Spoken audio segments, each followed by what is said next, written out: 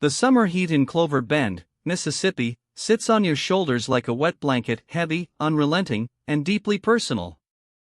Helen Marsh had lived under that heat for 61 years, and yet on the morning she dragged the last metal folding chair into her garage and set it behind a plywood table, she barely noticed it at all.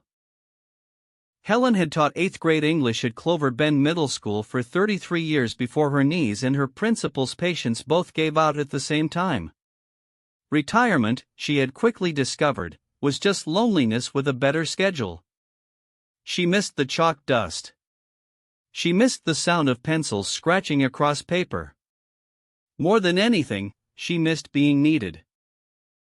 So she did what sensible people in small towns often do when they have a problem and no budget. She improvised. She taped a handwritten sign to the mailbox at the end of her gravel driveway, "Free tutoring. All grades. All subjects. No appointment needed." Her neighbor Darlene told her she was inviting strangers onto her property. Helen told Darlene to mind her tomatoes. For the first 2 weeks, nobody came. Helen would open the garage door every morning at 8 o'clock, set out a pitcher of sweet tea and a bowl of individually wrapped peppermint candies, and wait. A few cars slowed down on the road. A woman with 2 children actually turned into the driveway before reversing back out again. Helen watched them leave without moving from her chair. Nathan Briggs was 13 years old, 5 feet of barely contained frustration, and failing every class except gym. His mother, Sharita, worked 2 jobs and trusted the school system the way you trust a screen door in a hurricane, hopefully but without much confidence. Nathan had been told by 3 different teachers that he was a disruption, and he had decided, with the cold logic of a wounded child, to simply become what they said he was.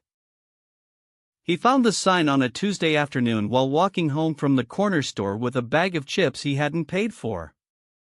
He stood at the end of Helen's driveway for a long time, reading the words over and over as if they might be a trick. Free tutoring. No appointment needed. He looked down the driveway at the open garage, at the old woman sitting inside reading a book, and he felt something he couldn't name, something small and uncomfortable, like a splinter working its way toward the surface. He walked in like he owned the place, which was the only way Nathan Briggs knew how to walk into anywhere. He dropped into a chair, crossed his arms, and said, "I don't need help." Helen closed her book, looked at him over her reading glasses, and said, "Then you can just sit." She offered him a peppermint. He took 3. He came back the next day, and the day after that. He never asked for help directly, he would simply place a crumpled worksheet on the table and stare at the wall while Helen smoothed it out and read it quietly. She never sighed. She never made a face.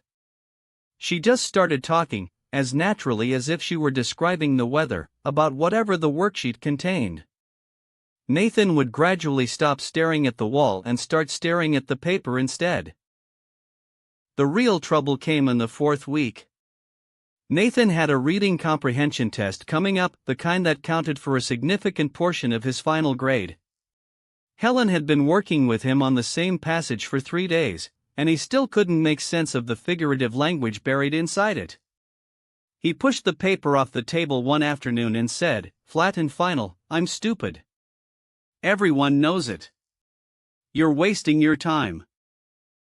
Helen did not rush to reassure him. She had been a teacher long enough to know that false comfort is just another form of dismissal. Instead, she got up, walked to the old metal shelving unit against the garage wall, and pulled down a dusty yearbook from 1987. She found a photograph, a skinny girl with oversized glasses and a gap-toothed smile sitting in the back row, and placed it in front of Nathan. "That's me," she said. "I failed the 9th grade. Twice." Nathan looked at the photograph for a long time. "You failed," he said. "Spectacularly," Helen replied.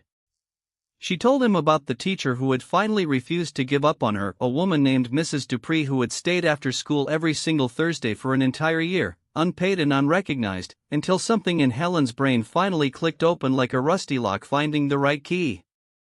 She told him that stupidity and struggle are two entirely different countries, and most people never learn to read the map well enough to know the difference.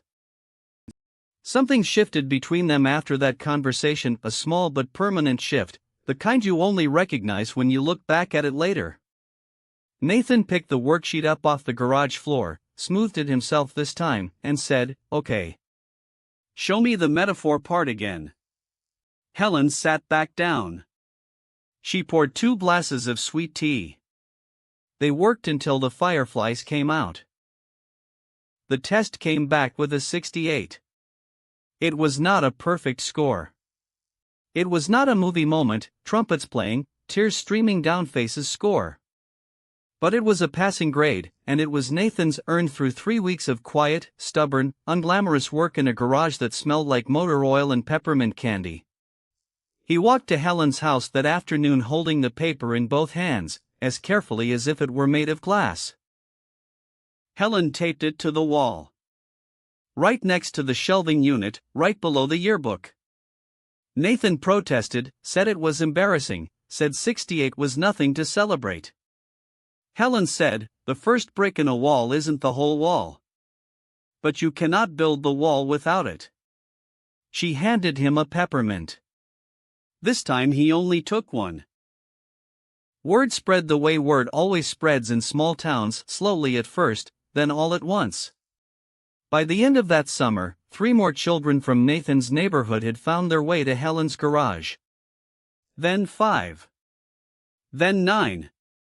Parents started leaving donations on the table, a box of pencils, a ream of printer paper, a used dictionary with a cracked spine.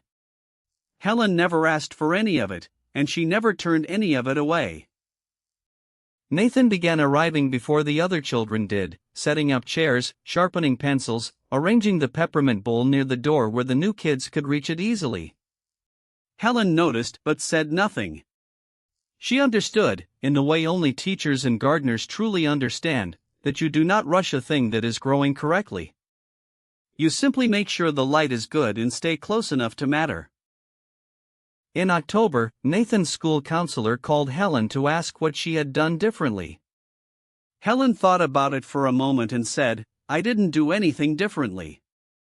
I just didn't stop." There was a long pause on the line. Then the counselor said, quietly, "We stopped." Helen held the phone and listened to the guilt in the woman's voice without judgment. She had been a teacher for 33 years. She knew how easy it was to run out of runway. The garage in Clover Bend, Mississippi, is still open.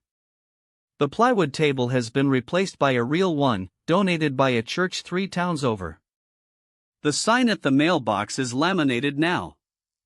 And on the wall, surrounded by dozens of other papers, quizzes, and report cards, some excellent, some merely passing, is a creased, slightly crumpled reading comprehension test with a 68 written in red ink at the top. Beneath it, in Helen's careful handwriting, a small strip of paper reads, "This is where it began."